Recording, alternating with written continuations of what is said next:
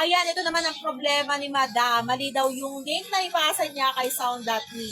Ayan, pag po tayo magpapasa ng link kay Sound.me, dapat po make sure tama po ang ating isasubmit. Dahil minsan po ay nare-reject talaga ni Sound.me kapag ganun po. Ayan, maghintay lang po tayo ng message ni Sound.me. Ayan, mag-i-email naman po siya sa atin kung marereject pa yung ating campaign sa kanya.